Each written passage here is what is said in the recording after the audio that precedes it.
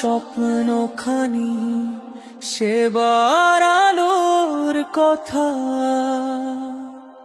মানুষ যেখানে মানুষের পাশে, সেটাই তো রাজপথটা।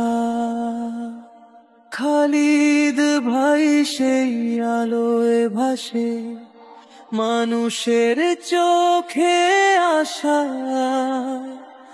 ভালোবাসায় গড়ে তোলে নতুন বিশ্বাসের ভাষা।